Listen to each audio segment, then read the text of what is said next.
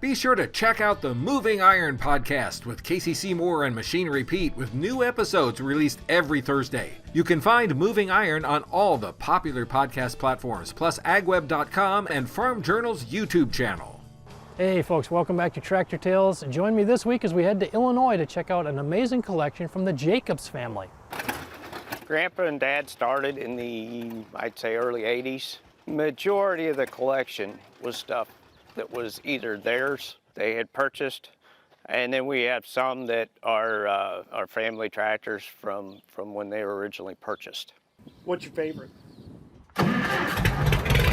Probably the Minneapolis Molina M5 that was my grandparents' that they bought in 1962.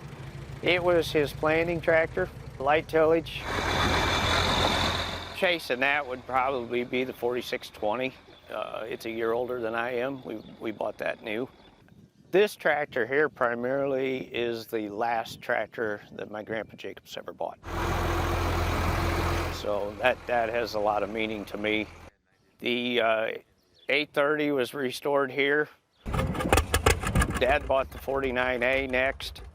We are looking right now for family-owned equipment. There's one in particular we'd like to find, but I'm not really for sure where it's at. And then everything else, we just kind of, it had to be unique of some kind to decide that we needed it.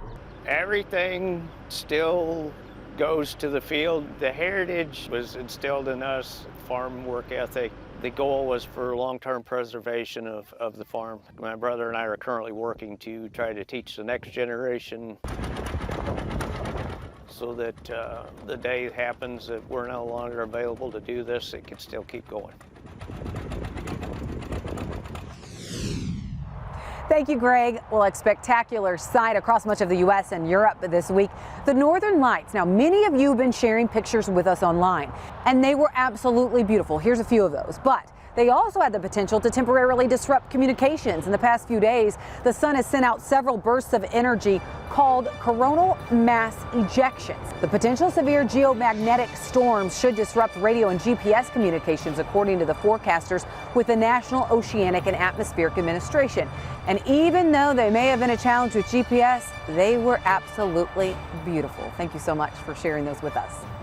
Well, that wraps up our show from the Missouri Governor's Conference on Ag. Next weekend, we are back in the studio, where we hope that you'll join us as we work to build on our tradition. Have a great weekend, everyone. U.S. Farm Report is produced and distributed by Farm Journal Broadcast.